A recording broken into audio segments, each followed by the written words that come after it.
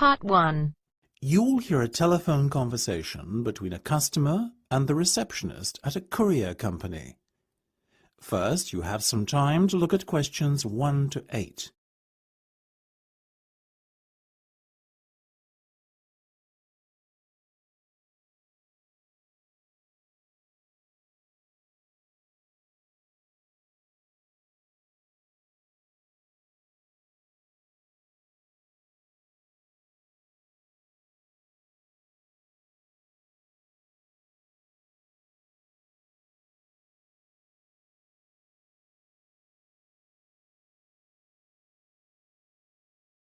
Good afternoon, this is Rourke's Courier Service. Pat speaking. How can I help you? Hello, Pat. My name's Joanne, and I would like to courier a package, if I may. You may certainly, Joanne. What's your surname, please? It's Jefferson with one F. That's Jefferson. Thank you, Joanne. Now, could you tell me the address where the package will be collected from? Yes, it's my home address, so that's 22 Blue Lane Close, Old Malden, Surrey, KPT 530. Very good. I guess you also need the recipient's details. Quite right. Let's start with the name. It's Michael Muriarty, that's Muriarty. And the address, please? Michael lives on Birkdale Road at number 97. That's in Ashford, Kent. Excellent. And have you got Mike's postcode handy? Yeah, it's K29ZY8. I'll just repeat that. KT9SY8. Sorry, that's a Z, not an S. Got it? Got it. Do you have a daytime contact number for Michael? I certainly do. It's 011-876-99671. And when do you want your package delivered, Joanne? This Friday, the 22nd of May, if possible. No problem. Is there a particular time of day we should make the delivery at? Well, not really. Michael's self-employed, you see, and he works from home. I guess you can deliver at any time, though I think he'd prefer the evening, as he tends to be very busy during the day. Evening delivery. Now, one last thing. Can you tell me what the package will contain? There's a silver photo frame and a man's watch. Together they're worth about £200. Super. And are you sending the package because birthday or something, is it? Actually, it's a gift for his wedding anniversary. His wife and he have been married for 50 years. Can you believe it? That's impressive. Hope I'm as lucky. I assume you accept plastic? We take all major credit cards as well as bank drafts and cheques. Excellent. I'll give you my card details now then, shall I? Not necessary. We don't charge in advance. You should give them to the courier in person on the day. Gotcha. Before listening to the rest of the conversation, you have some time to look at questions 9 to 10.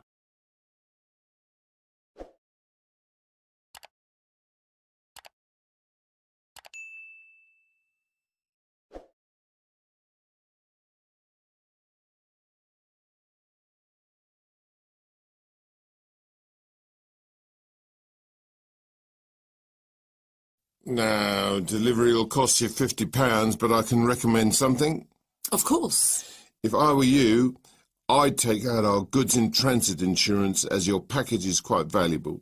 Isn't that included in the price then? No, you're only covered for theft, but not for accidental loss. Surely you're responsible if the product gets mislaid. Not since the recent change in legislation. Customers are now required to take out an additional insurance to cover this risk. That's ridiculous. So I pay £50 and have to cough up more money if I want to make sure my package doesn't get misplaced? What am I paying you for? I'm sorry, Joanne. I wish I could change the situation, but I can't. How much is this insurance then? £2. Ah, well, why didn't you say so? In that case, I'll take it. Great. Well, that should be everything for the moment, Joanne. We'll give you a call, let you know we're coming. Thank you. Bye-bye. Cheerio then. That is the end of Part 1. You now have half a minute to check your answers.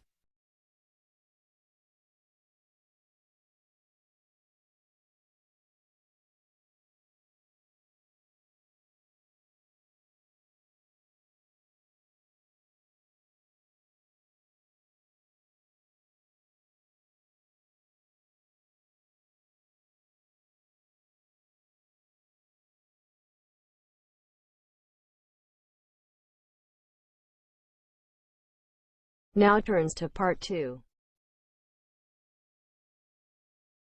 Part 2. You will hear a man talking about 28-day tours that his company organizes for students.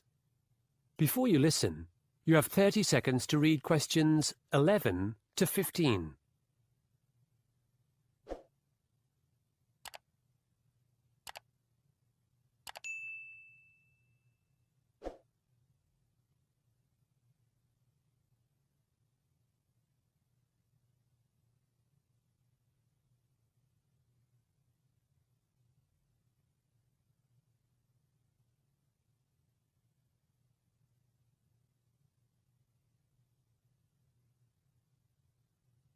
Welcome to Go16, the adventure tour company for high school students. I've met some of you young people before our last meeting, and I'm glad your parents could make it tonight. Let's get started. You probably know that our company takes students aged 16 to 18 to around 40 destinations worldwide. Our maximum group size is 14, and we're away for 28 days. We usually go in the long summer vacation, but a couple of groups go in winter. Last year, Go16 groups visited China, Indonesia, Vietnam, and Peru. Sorry, not Indonesia, Malaysia. And this year, we're adding Ukraine. That'll be a winter trip because Kiev is gorgeous in the snow, but the climate brings additional challenges. But what you may not know is that Go16 is no ordinary business. We're as concerned about social responsibility as traveling. Of course, we go to beaches and restaurants like ordinary tourists, but every Go16 tour must include 3 things. Firstly, students learn some of the local language through a 10-day stay with a family. Then, they go on a trek. In Peru, we climb for 3 days in the mountains up to Machu Picchu. It's fantastic. Lastly, Go16 students volunteer for 2 weeks for a community organization.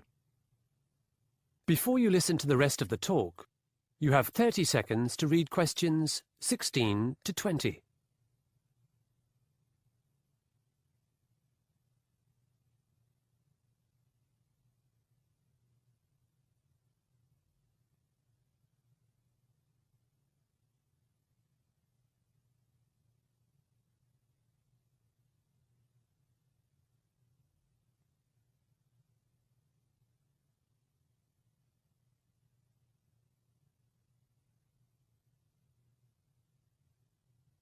While I'm on this topic of volunteering, our Go16 group in China in 2009 took part in an environmental project to prevent the desert spreading. Our students saw the Great Wall and the Forbidden City in Beijing first. Then they flew 3,000 kilometers west to Kashgar. They assisted scientists from a well-known research institute with laying plastic netting in the Taklamakan Desert. Over time, seeds are caught in this netting, and eventually plants grow to create a barrier against sand. In 2012, another Go16 group went to see the progress, and they were amazed. Grasses, bushes, and even trees had grown that stopped the desert spreading. I can hear your mothers thinking, laying plastic netting in the Chinese desert? That doesn't sound safe or educational. Why would my child be doing that? As to the safety, Go16 has very good insurance. All our staff is bilingual and familiar with local conditions. Furthermore, we follow New York State health and safety regulations in every country we're in. Concerning the educational value of the Desert Project, I think all of those Go16 students got straight A's in biology and geography back home. Perhaps you're wondering, what does all this cost? Go16 has 2 packages which you can read about in the brochure I'll pass round. Since the kids raise some of the money themselves, it's less expensive than you might think. As I said before, we've added Ukraine this year. We chose this country because the history of Eastern Europe is now part of the school curriculum. Some of you here tonight might be studying the communist period and the breakup of the former Soviet Union. Many Americans also have family members from there. Lastly, I was born in Kiev, the capital, so I'm Ukrainian American. I can give a special insight into the country and culture. Now, I said earlier that Ukraine is lovely in winter. However, some of the community projects Go16 will be involved with are connected to AIDS and drug use. These may be challenging for teenagers. In my opinion, the world is a complex place, and understanding complexity is an important part of education. Of course, Go16's tours are fun. Trekking is fantastic fun, but they're also about personal development and understanding our ever-changing world.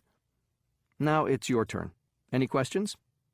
That is the end of part 2. You now have half a minute to check your answers.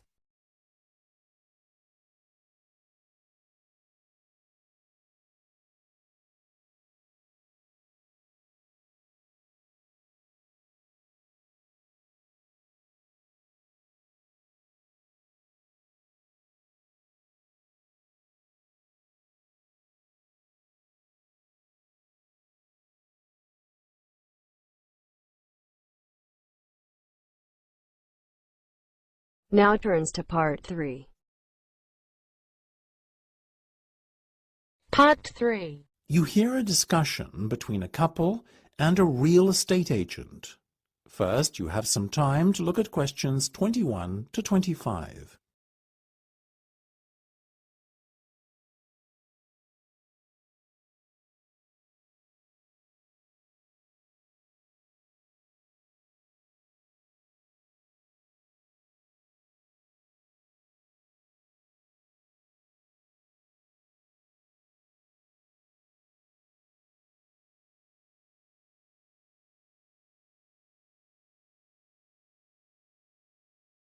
Now, this first property I'm going to show you will be ready for letting in about 2 weeks.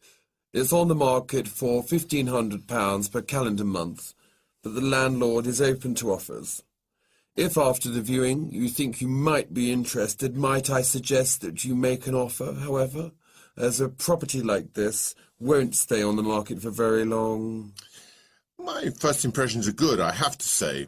I like the location. It seems to be a quiet residential area, and the proximity to the common is advantageous, as we like to go for walks together in the evening. What do you think, Becca? It does look rather impressive, Nick. Let's go inside, shall we? Now, as you can see, the front door opens into this lovely, spacious reception room where you can welcome guests. Let me lead you into the kitchen area, which is just through here. I know I've asked you this already, but I just want to make sure that the furniture stays, correct? Yes, everything you see here will remain on the property. The only things the landlord is taking with him are his television and DVD player. Why is he vacating such a lovely flat as this? He and his wife have just had their first child, and they felt it was time to look for somewhere more spacious which can accommodate a family more comfortably. They've just purchased a 3-bed house in one of the city's suburbs, but they were eager to hold on to this property too, which is why they've decided to let it out. They now look at their old home as an investment proposition. Very sensible. The size of the kitchen is something I have a little bit of an issue with, though. After all, while there are plenty of counters and workspaces, there isn't a kitchen table or anywhere to eat. True, but come through here and you'll find a very generous dining area. Wow, this is roomy. We could definitely entertain here, Nick. Do you mind if we view the bedroom and bathroom next? Of course. This way. Here's the master bedroom. There's a small room off to the side there that could arguably be used as a second bedroom, but I think the lack of space makes it better suited to acting as an office. Your ensuite bathroom is through here. It looks very modern. Has it been recently decorated? Better than that. In fact, the bathroom is completely new. It was only fitted last week. The house has also been given a professional clean, and all of the rooms were redecorated after the landlord moved out. Before you hear the rest of the discussion, you have some time to look at questions 26 to 30.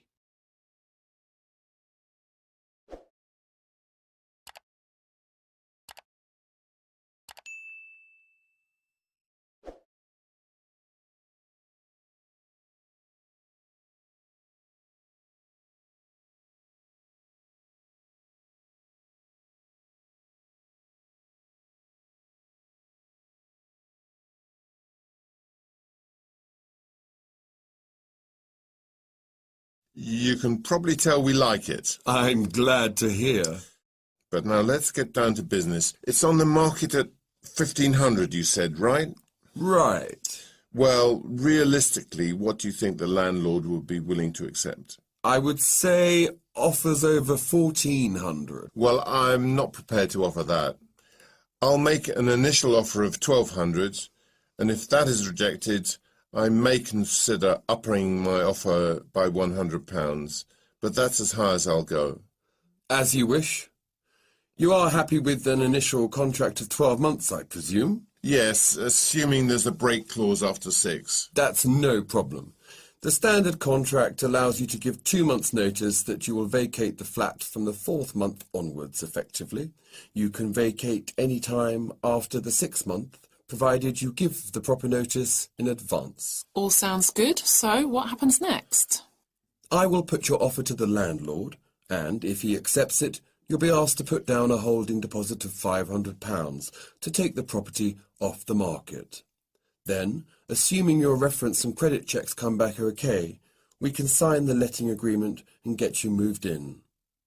Before you sign the contract, though, on top of the £500 holding deposit, you will have to put down a further 4 weeks' rent in payment of the full bond deposit, as well as fronting up your first month's rent in advance. What about your fees? We charge £120 per person to cover our administrative costs and reference checking. So times that by 2, and that's what you'll have to pay me. OK, well, thank you. We'll need a couple of hours to think it over, but we'll give you a call as soon as we decide one way or the other. That is the end of part 3. You now have half a minute to check your answers.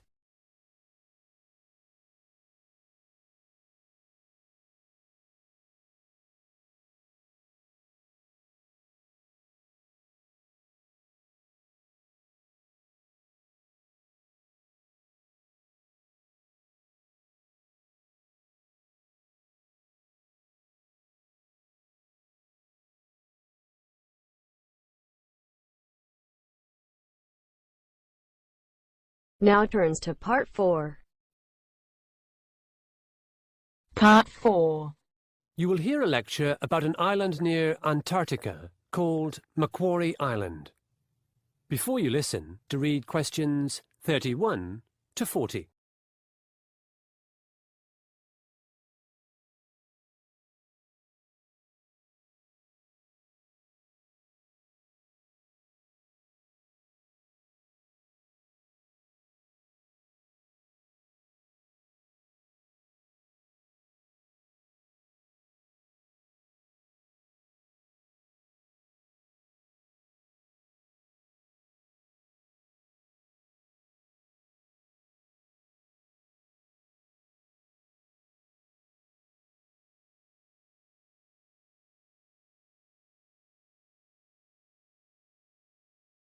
Good morning. Today's lecture is on Macquarie Island. We'll be using this island for our next assignment, in which I'd like you to write a practice proposal for a research grant there. Macquarie Island is halfway between the Australian mainland and Antarctica. To be precise, it's 1,500 kilometres south-southeast of Tasmania. It's quite a small island, only 128 square kilometres, but its geological value is immense. In 1997, it was made a UNESCO World Heritage Site for this reason. Macquarie Island is the only place on Earth where rocks from the mantle are exposed above sea level.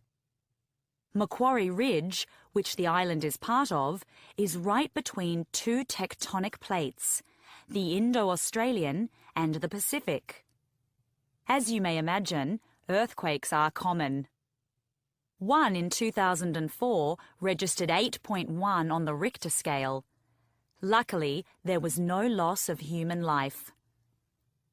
Discovered by Frederick Hasselburgh in 1810, Macquarie Island was named after the Governor of New South Wales, a British colony which is now an Australian state. Hasselburgh was looking for seals to kill. In those days, seal skin and blubber, or fat, were in great demand. They were used around the world for clothing and heating. It was Hasselborough's lucky day when he found Macquarie Island, since there were possibly 1 million animals there. Hasselborough and his men slaughtered as many seals as possible, boiled down their blubber, and shipped it back to Australia. This industry continued for over a century. Both the seals and penguins were very nearly made extinct. After sealing ended, Macquarie Island became a nature reserve and a giant science lab. At present, there are no permanent inhabitants, and only 40 people, nearly all scientists, stay there temporarily. There's been an Antarctic base there since 1948. I think it's now called the Australian Antarctic Division. But back to some unfortunate events. In 1810, by accident, Hasselborough carried rats on his ships. Deliberately, he brought rabbits to feed his workers. Later, cats were introduced to kill the rats, but the cats bred like rabbits. By the 1950s, there were huge rat, cat, and rabbit populations. It is believed the cats killed 60,000 seabirds each year.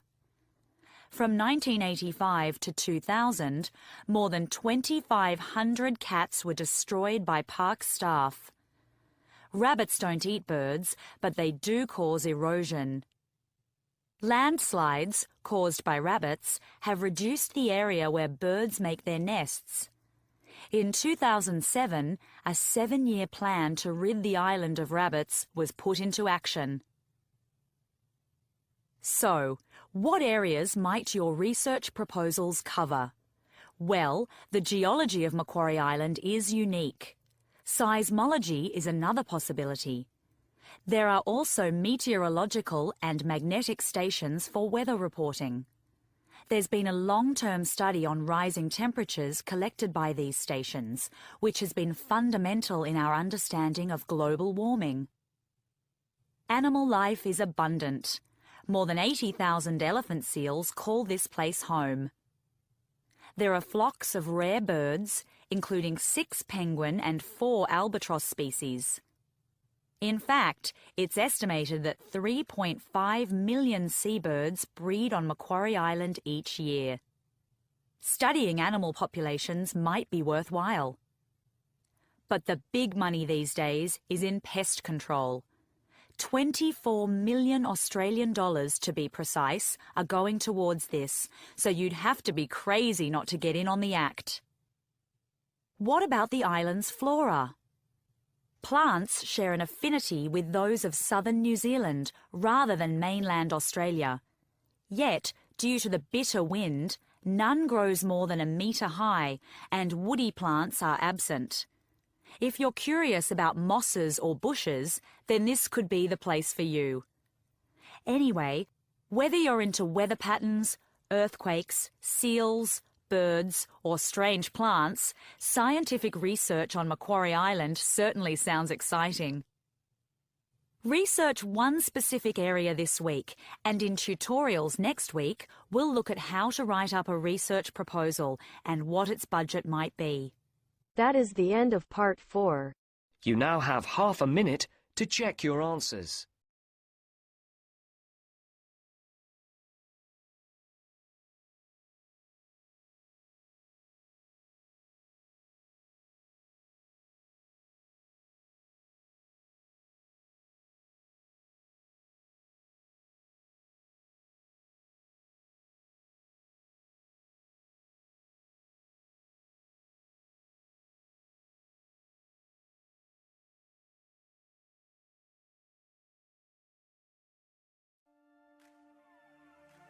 That is the end of the listening test. In the IELTS test, you would now have 10 minutes to transfer your answers to the answer sheet.